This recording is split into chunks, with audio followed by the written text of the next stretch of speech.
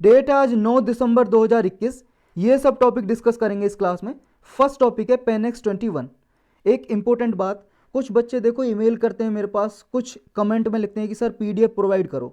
देखो यार, मेरे पास ना तो कोई कंप्यूटर है ना कोई लैपटॉप है, किसी प्रकार का कोई कंप्यूटर नहीं है, तो मैं पीडीएफ नहीं बना सकता। मोबाइल से मैं वीडियो बनाता हूँ, और मोबाइल में मेरे पास रेडमी का वो 9,000 रुपये का मोबाइल है। और देखो इतने पैसे नहीं है मेरे पास मैं कंप्यूटर ख़रीद के आपके लिए पीडीएफ बनाऊँ। और मैंने मोबाइल से ट्राई किया है कि जो पीडीएफ बनाने के लिए माइक्रोसॉफ्ट की जो सॉफ्टवेयर होते हैं मैंने डाउनलोड भी किए थे, उसमें समय बहुत ज़्यादा लगता है, कभी कभी 20-25 मिनट लग जाता है और सही से पीडीएफ बनती नहीं है। जितना पेज आपको जैसे ये स्क्रीन दिखाई दे रही है उतने की पीडीएफ बन पाती है, पूरे की पीडीएफ नहीं बन पाती है। तो मैं पीडीएफ नहीं बना सकता यार।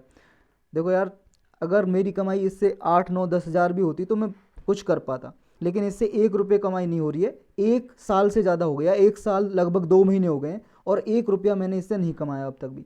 समझ रहे हो ना बात? तो स्टार्ट करते हैं। आप ऐसा करो, देखो जब तक मैं पीडीएफ प्रोवाइड नहीं कर पाता आप खुद के नोट्स बनाओ, और वो सबसे ज़्यादा अच्छा है। खुद की कॉपी में आप नोट्स बनाओगे, रिवाइज करने में भी अच्छा होगा, जल्दी से रिवाइज कर पाओगे। जो मेन मेन पॉइंट है वो लिख लिया करो। मेंस के लिए आप कैसे नोट्स बनाओगे, जैसे जीएस पेपर 1, 2, 3, 4 के लिए 4 कॉपी बना लो। उसमें जो भी न्यूज में है कोई टॉपिक इंपॉर्टेंट, तो उसके लिए आप टॉपिक का नाम लिख के उसके प्री कॉन्स यानी कि उसके profit, pro and cons, profit और उसके क्या है, डीमेरिट क्या है, डिसएडवांटेज क्या है, गवर्नमेंट ने क्या क्या उसके लिए स्टेप्स लिए हैं इंक्रीज करने के लिए, और आगे फ्यूचर में क्या वे फॉरवर्ड हो सकता है। तो ये आप 4 पॉइंट बना के रखो। कोई भी क्वेश्चन हो, इससे ज़्यादा कुछ नहीं पूछा जाता किसी भी क्वेश्चन में। तो स्टार्ट करते हैं आज का लेक्चर। फर्स्ट टॉपिक है पेनेक्स 21। ये प्रीलिम्स और जीएस पेपर 2 के लिए इंपॉर्टेंट है। ये एक इवेंट है, एक मीटिंग हुई है।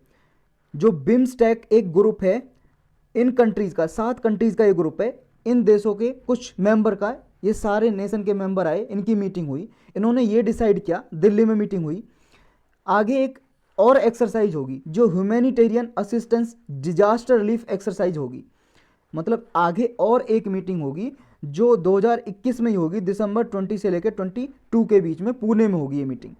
इस मीटिंग में 7 कंट्रीज़ हैं जो ये बिम्स्टेक के जो मेंबर हैं। बिम्स्टेक एक ऑर्गेनाइजेशन है, इसके मेंबर हैं इंडिया, बांग्लादेश, नेपाल, भूटान, म्यांमार, श्रीलंका और थाईलैंड। इन नेशन से एक्सपर्ट और डेलीगेट्स आएंगे और इस मीटिंग में पार्टिसिपेट करेंगे। इस मीटिंग में देखो जो ह्यूमैनिटेरियन असिस्टेंस है, यानी कि मानवता के बेस पे जो सहायता दी जाती है, मानवता के आधार पर सहायता दी जाती है डिजास्टर के टाइम में, कोई आपदा संकट आ जाए, भूकंप आ जाए, साइक्लोन आ जाए, कहीं पे बहुत ज़्यादा बरसात आ जाए, वहाँ पे नुकसान हो जाए, तो इन कंट्रीज़ में लोगों की सहायता करने के लिए ये कुछ डिस्कशन किया जाएगा इस मीटिंग में। ये बिम्स्टेक क्या है? बिम्स्टेक का मतलब है bay of Bengal initiative for multi sectoral technical and economic cooperation. इसमें जो रीजनल ऑर्गेनाइजेशन है और रीजनल इसके मेंबर स्टेट्स हैं, बे ऑफ बंगाल जो है खाड़ी है उसके आसपास के जो ये नेशन है वो इसके मेंबर हैं। ये आप देख रहे हो बे ऑफ बंगाल, इसके आसपास के नेशन है जो लगभग वो इसके मेंबर है। Myanmar, Thailand, Sri Lanka, India, Bangladesh, ये इसके मेंबर हैं।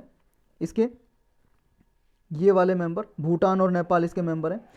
जो बांग्लादेश की खाड़ी से नहीं लगते, 2 मेंबर हैं ये, भूटान और नेपाल। इसको 1997 में बनाया गया था, बैंकॉक डिक्लेरेशन एक घोषणा पत्र जारी करके, तब ये इन्फोर्स हो गया था, यानी कि लागू हो गया था। नेक्स्ट टॉपिक है what is NASA's new communication system LCRD। ये प्रीलिम्स और जीएस पेपर 3 के लिए इंपॉर्टेंट है। नासा तो आप सब लोग जानते हो, जैसे हमारे इंडिया की स्पेस एजेंसी है ISRO, Indian Space Research Organisation, जो इंडिया के लिए या और कंट्री कोई भिजवाना चाहता है अपने सैटेलाइट स्पेस में, तो ये सैटेलाइट वगैरह भेजती है स्पेस में, सैटेलाइट वगैरह बनाती भी है। इसी तरह से जैसे इसरो इंडिया की स्पेस एजेंसी है, ऐसे ये नासा अमेरिका की स्पेस एजेंसी है, यूएस की। इसकी फुल फॉर्म है नेशनल एरोनॉटिक्स स्पेस एडमिनिस्ट्रेशन, ये स्पेस एजेंसी है। इसने एक नया सिस्टम बनाया है LCRD लॉन्च किया है। इसका मतलब है लेजर कम्युनिकेशन रिले डेमोन्स्ट्रेशन। ये एजेंसी का, ये नासा का पहला लेजर कम्युनिकेशन सिस्टम होगा। लेजर लाइट के जरिए कम्युनिकेशन की जाएगी। कम्युनिकेशन मतलब इन्फॉर्मेशन भेजना, एक जगह से दूसरे जगह पे इन्फॉर्मेशन। जैसे ये भी तो कम्युनिकेशन हो रहा है भाई साहब, मैं आपको यूट्यूब पे पढ़ा रहा हूँ, आपकी मेरी इन्फॉर्मेशन आपके पास जा रही है, ये भी कम्युनिकेशन हो रहा है। या आप अपने फ़ोन से दूसरे फ़ोन पे फ़ोन मिलाते हो, आपकी इन्फॉर्मेशन जा रही है, वॉइस डेटा जा रहा है, आपकी आवाज़ जा रही है, वीडियो कॉलिंग कर रहे तो आपकी वीडियो भी जा रही है, आपकी फ़ोटो भी जा रही है। तो ये क्या है? कम्युनिकेशन है। तो ऐसे लेजर टेक्निक के जरिए ये कम्युनिकेशन सिस्टम है जो नासा का पहला सिस्टम है। पहला सिस्टम कुछ इस तरह से होगा, जैसे एक सैटेलाइट भेजा जाएगा, अर्थ से लगभग 35,000 किलोमीटर ऊपर रहेगा ये, और यहाँ इस पे लेजर लगे होंगे, लेजर लाइट के जरिए ये सैटेलाइट कम्युनिकेशन होगी, ये कम्युनिकेशन हो रही है, लेजर लाइट के द्वारा इन्फॉर्मेशन भेजी जा रही है। जो LCRD है देखो, ये ऑप्टिकल कम्युनिकेशन में सहायता करेगा स्पेस में। ऑप्टिकल कम्युनिकेशन का मतलब होता है लाइट को यूज करके, ऐसा सिस्टम लाइट को यूज करके इंफॉर्मेशन भेजी जाए। इसमें लाइट का ही तो यूज किया जा रहा है, लेजर लाइट का यूज किया जा रहा है, और इन्फॉर्मेशन सूचना भेजी जा रही है एक प्लेस से दूसरे प्लेस में, इसी को बोलते हैं ऑप्टिकल कम्युनिकेशन। LCRD है जो, ये ऐसी टेक्नोलॉजी है जो फ्यूचर में भी आगे ऑप्टिकल कम्युनिकेशन के लिए, मास कम्युनिकेशन के लिए यूज की जा सकती है। फ्यूचर में बहुत अच्छे यूज होंगे इसके। जो LCRD है इसमें पेलोड भी देखो बहुत ही कम लगता है, क्योंकि जो US का डिपार्टमेंट ऑफ डिफेंस है, अमेरिका का जो डिफेंस का डिपार्टमेंट है, विभाग है, उसका एक प्रोग्राम है स्पेस टेस्ट प्रोग्राम सैटेलाइट 6, उसमें ये पेलोड रख के भेजा है LCRD का। मतलब एक सैटेलाइट जो हमने देखा उसमें ये LCRD रख के भेजा है, ये वाला, ये सैटेलाइट है, और ये भेजा है पेलोड जो लगा हुआ है लेजर लाइट का। ये लगभग जियो सिंक्रोनस ऑर्बिट में रहेगा, यानी कि 3500 किलोमीटर ऊपर अर्थ से, इससे भी ज़्यादा ऊपर। अगर एग्जैक्ट हमें लोकेशन पता लगानी है कि जियो सिंक्रोनस ऑर्बिट कितनी ऊंचाई पे होता है अर्थ से, अर्थ के ऊंचाई पे लगभग 35,786 एग्जैक्ट ये किलोमीटर है, एग्जैक्ट किलोमीटर। तो ये किलोमीटर में देखो कभी कभी पूछ लेते हैं PCS के एग्जाम में, आपके स्टेट के PCS के होते हैं जो, उनमें पूछ लेते हैं 35,786 किलोमीटर है ये जियो सिंक्रोनस ऑर्बिट ऊपर, अर्थ से ऊपर ऊंचाई पे। तो इसके फायदे क्या होंगे जो लेजर सिस्टम के जरिए ऑप्टिकल कम्युनिकेशन सिस्टम यूज किया जा रहा है, इसके एडवांटेज क्या है, क्या फायदे हैं इसके।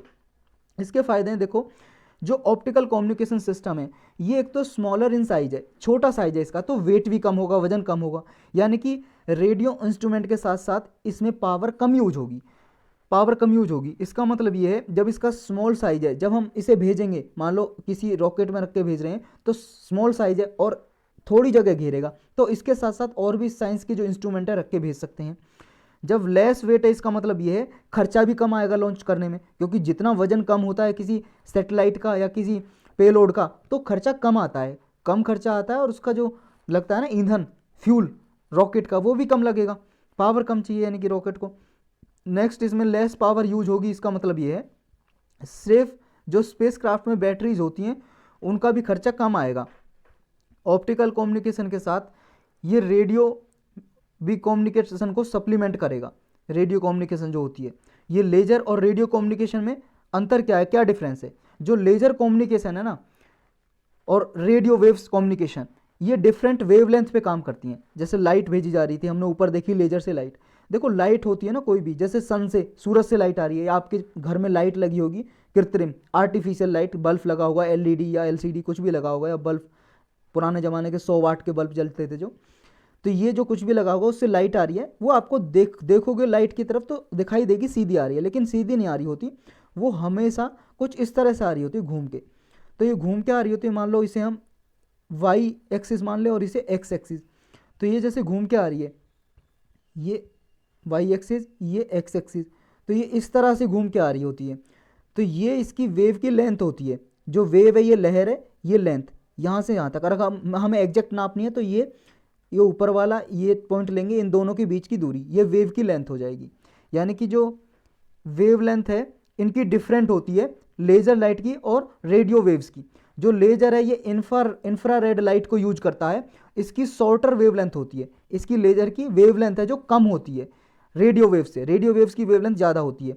और जब वेवलेंथ कम होती है ना तो फ्रीक्वेंसी ज़्यादा होती है। जैसे मान लो ये वेवलेंथ कितनी होगी, मान लो ये 1 मीटर है वेवलेंथ, अगर हम इसे इस तरह से ड्रॉ करें, मान लो ये इस तरह से, ये देखो ये इसकी वेवलेंथ बहुत ही कम होगी, लेकिन फ्रीक्वेंसी ज़्यादा होगी। फ्रीक्वेंसी का मतलब number of turns per unit time, एक समय में। मान लो यहाँ से यहाँ तक इसने 1 सेकंड लिया था इस वेवलेंथ में जाने में, यहाँ से यहाँ तक, या यहाँ से यहाँ तक 1 मिनट लिया था इसने जाने में, 1 मिनट, तो 1 मिनट में ये वेवलेंथ इतनी गई।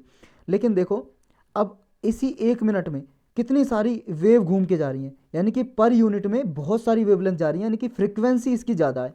फ्रीक्वेंसी और वेवलेंथ इन्वर्सली प्रोपोर्शनल टू होती हैं, ये बात आपको याद रखना है। यानी कि जब वेवलेंथ कम होगी लेज़र लाइट की तो फ्रीक्वेंसी ज़्यादा होगी और ज़्यादा डेटा ट्रांसफर ट्रांसमिट किया जा सकेगा शॉर्ट टाइम में, कम समय में ज़्यादा डेटा ट्रांसमिट किया जा सकता है लेजर लाइट से। नेक्स्ट टॉपिक है कोन्यक ट्राइब। ये प्रीलिम्स और जीएस पेपर 1 के लिए इंपॉर्टेंट है आर्ट एंड कल्चर में। ये ट्राइब है जो आदिवासी हैं भाई साहब, कास्ट है कोन्यक नाम से, कास्ट शेड्यूल ट्राइब में आते हैं, अनुसूचित जनजाति हिंदी में बोलते हैं। अभी न्यूज में है, न्यूज में क्यों है, हमने इसके बारे में पढ़ा है लेकिन इस ट्राइब के बारे में नहीं पढ़ा। आप सबने न्यूज में देखा होगा, 3-4 दिन से ये न्यूज चल रही है, नागालैंड में वहाँ की जो आर्मी है जो डिप्लॉय है नागालैंड में, आर्मी ने क्या है नागालैंड के कुछ सिविलियन पीपल को मार दिया, 14-15 लोग मर गए। आपने पढ़ा होगा न्यूज में, हमने भी डिस्कस किया है ये जब अफसा के बारे में पढ़ा।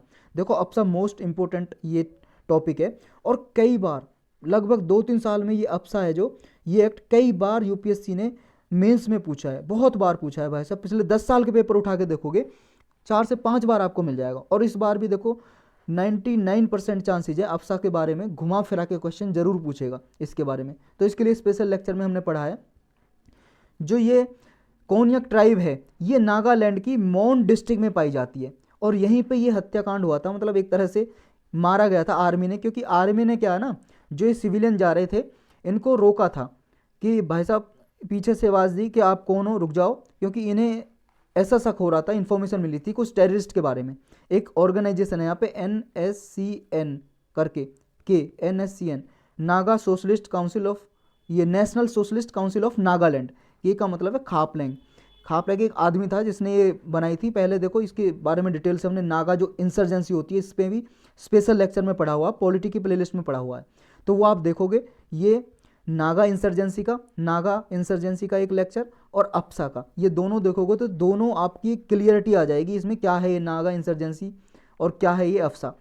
तो आर्मी ने आवाज़ दी, वो रुके नहीं भाई साहब, मजदूर थे तो नहीं रुके, तो इन्होंने बिना वार्निंग दिए, आर्मी की गलती यहाँ पे ये थी, बिना वार्निंग दिए हुए इन्होंने गोली चला दी और 14-15 लोग मर गए वहाँ पे।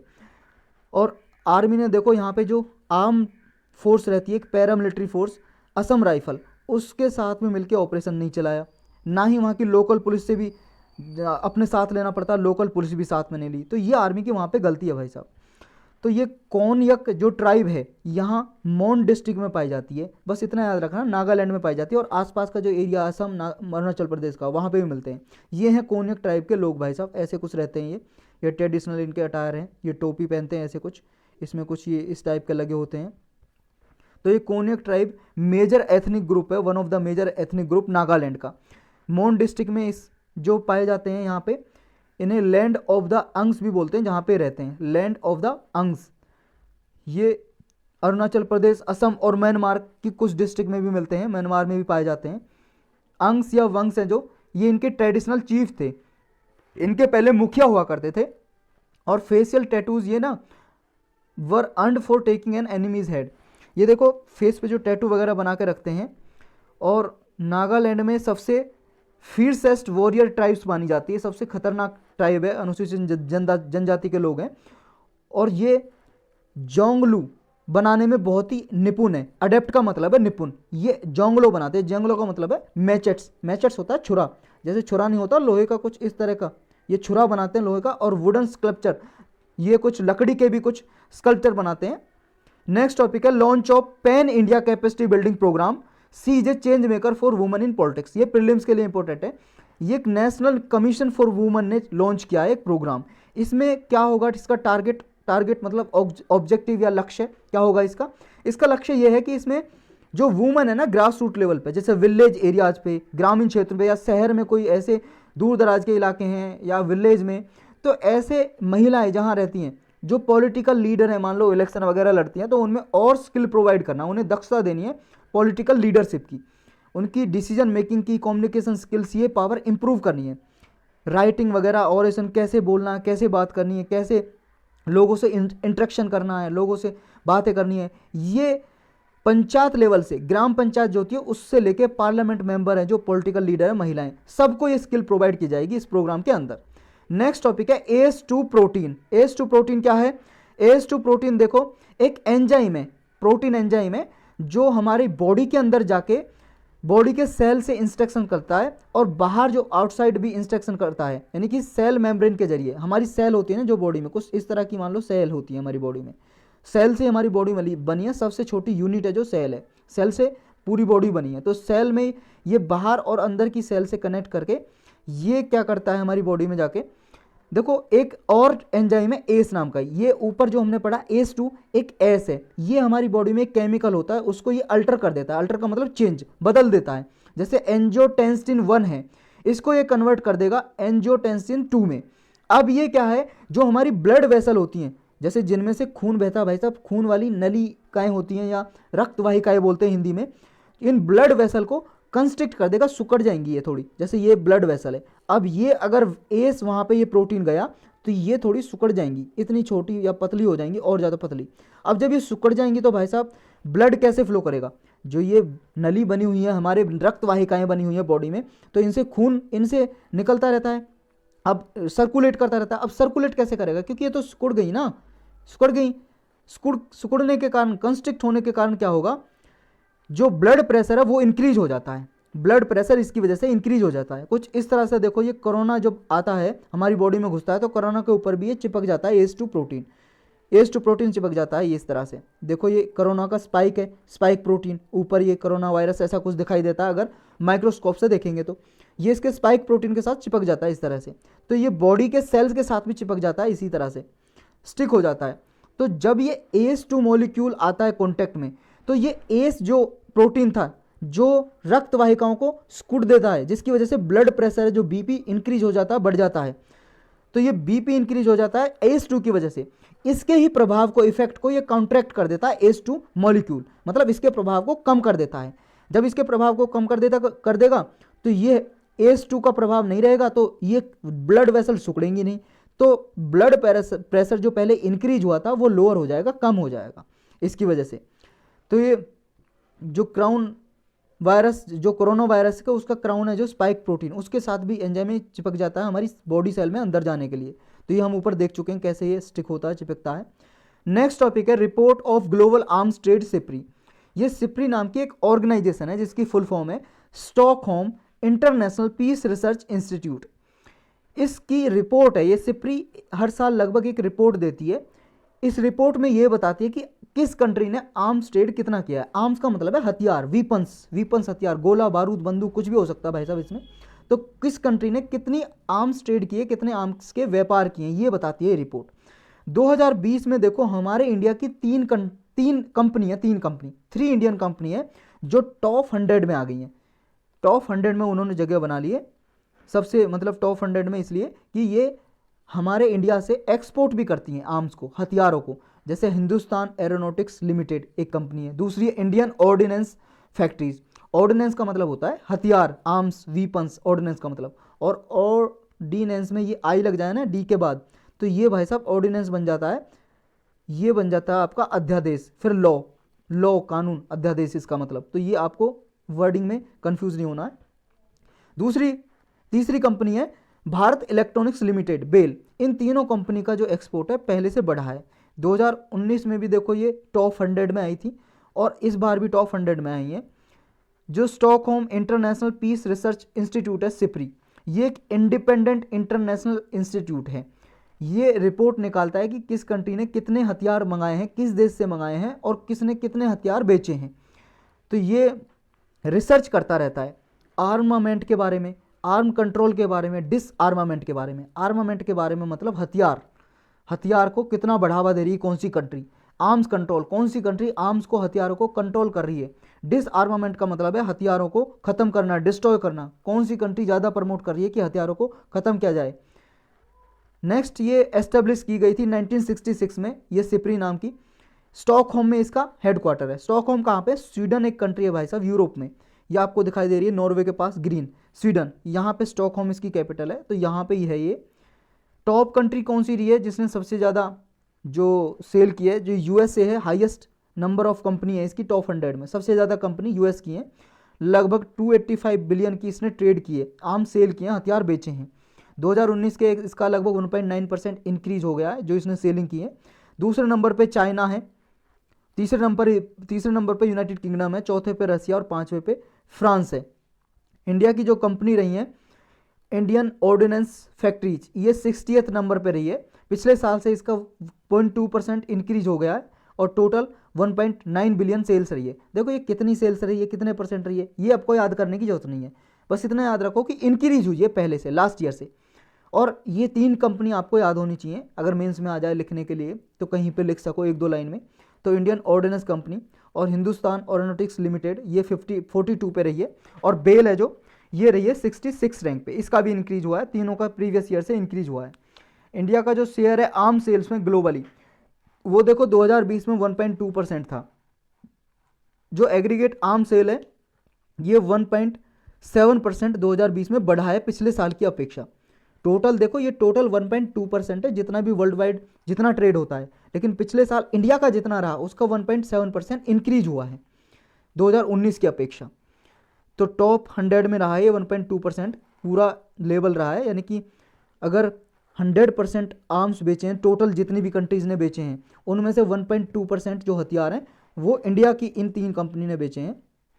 जो फैक्टर हैं इंक्रीज होने के, इंडिया का शेयर आर्म सेल का इंक्रीज क्यों हुआ, वो कारण क्या है? देखो इंडिया ने डोमेस्टिक प्रोक्योरमेंट पे ज़्यादा फोकस किया है।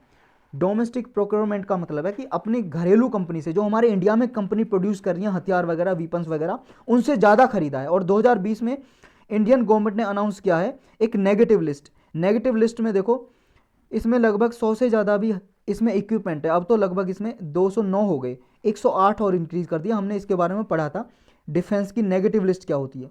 इसमें देखो डिफेंस मिनिस्ट्री कुछ ऐसे हथियार वीपन्स डाल देती है, उन्हें सिर्फ अपने देश में बनी हुई कंपनी द्वारा ही खरीदेगी, यानी कि जो हथियार हमारे देश के में कंपनी जो बनी हुई है उन्होंने प्रोड्यूस किए, उन्होंने बनाए, उनसे खरीदेगी। 209 ऐसे आइटम हैं, किसी और कंट्री से नहीं खरीदेगी ये आइटम जो इस नेगेटिव लिस्ट में डाले हैं। तो ये 2 कारण हैं हमारे जो आर्म्स ट्रेड सेल्स बढ़ी है हमारे इंडिया से इन 3 कंपनीज़ की। तो यही टॉपिक थे आज। कुछ 3-4 और इम्पोर्टेंट टॉपिक है जो स्टैटिक पोर्शन में भी आते हैं, यानी कि जैसे हिस्ट्री के या पॉलिटी के, तो वो हम अलग लेक्चर में पढ़ेंगे, आ जाएंगे वो 2-3 घंटे बाद अपलोड होते रहेंगे।